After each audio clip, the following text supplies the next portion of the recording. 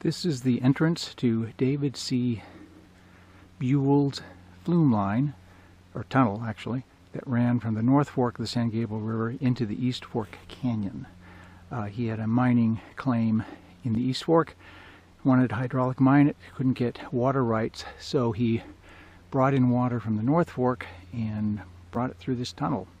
The tunnel was built probably in the summer of 1872, which would make it a nice 144 years old right now. I'm going to change over a little bit, turn on some lights, and then we're going to go into the tunnel. Okay, we're about to go in. Pardon the shakiness because I got to kind of squeeze through here a little bit. And I got a very bizarre ghetto lighting arrangement. It looks ugly, but it puts out 1200 lumens. So we're going to squeeze through here as best we can. The light's going to go wonky for a little while. It's not too bad. And we're now inside and can kind of sit up a little bit. The light you might see off in the distance is where the tunnel makes a slight kink to the left. From what I gather, this tunnel was driven, it's about 500 feet long. It was driven from each side of the ridge at the same time. They missed each other by about 15 feet, and there's a little kink to do the connection. So we're now going to walk down the tunnel. Anyway, the light down there is my little ghetto lighting outfits I left on the ground so we can see where we're going. As you can see, there's very little breakdown on the floor. It's very flat. I'm going to turn around and look at the entrance. Not too shabby. It's a lot of vegetation sloughed in from the outside. Kind of filled in the entrance a bit, but still easy enough to get in. The exit's a little bit different. Oh, there is a little bit of breakdown here. Looks like it might have come off the side. Doesn't look like it came off the top. So it's been a pretty darn stable tunnel for 144 years. Okay, we're walking.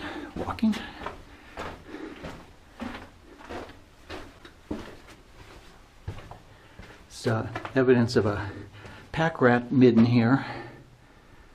Lots of junk. The nearest house is quite some ways away, so I'm impressed they brought the litter in this far. Can you say hantavirus? Sure. I just hold my breath. A little bit of fall from the left side, it looks like.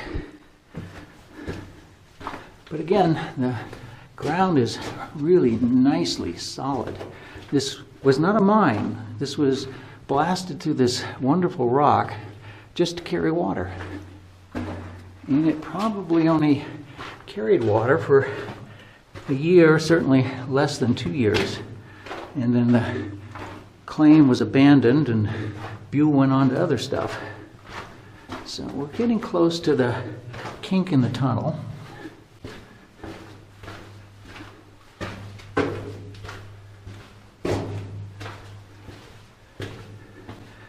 Okay, ghetto flashlight. Old drone LiPo battery monitor and a off-road light from Amazon. 2-pack LED for 20 bucks. Each put out 1200 lumens. I'm not going to argue with that. Okay, continuing on. We're going to make a jog to the left. Oh, the little lantern I left here. I spent the last few hours doing a mapping session of this thing. Oops, I'm glad I got a helmet on.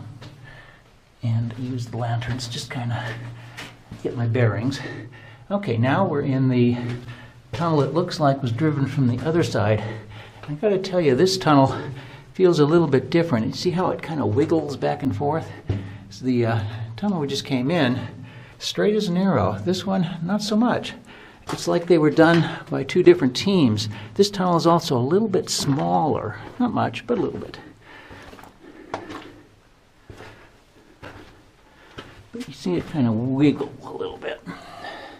There's a few real old beer cans scattered through here, but otherwise not too much evidence of visitation other than a little bit of weirdness we'll get to just before the other entrance. Let's see, I've been startled a few times by a pack rat here, but I don't see the guy right now. Your loss. And you probably can't see it, but I can see the light at the end of the tunnel, as they say. It's not completely a cliche. It's a good breeze blowing through, a little bit warm, but still a breeze. I'll take it.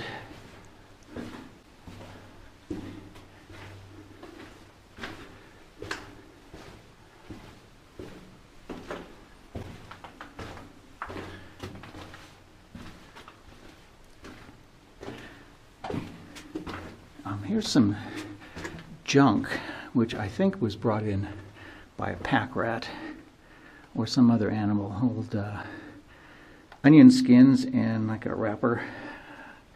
Not much trace of wildlife in here other than one pack rat and a salamander, strangely enough. Now, a bit of weirdness. Last time I was in this tunnel, other than a couple weeks ago, was 37 years ago. This wasn't there. It's there now, and I have not touched it. That's the way I came across it. Okay, somebody brought in a tunnel. It's got, or a shovel. It's got cobwebs on it. Hasn't moved in a while. But then there's this. Now, I don't know what the hell this is. It belongs to somebody. The scuffing you see is when I picked it up and kind of hefted a little bit. It sounded like there was maybe some water in it. But frankly, I don't want to mess with it. I don't know what's in there. I don't know who owns it. Looks like something made from parts from Home Depot.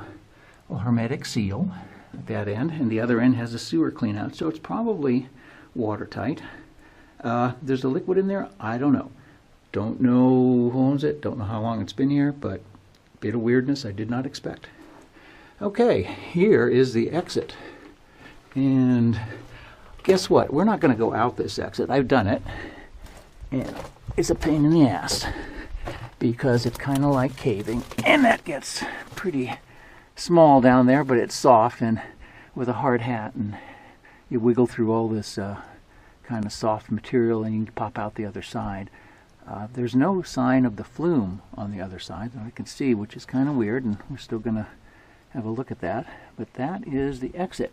You can see the light, I hope, and the light at the end of the tunnel. So with that, I'm going to turn this sucker around and just take a nice quiet walk back out without any narration.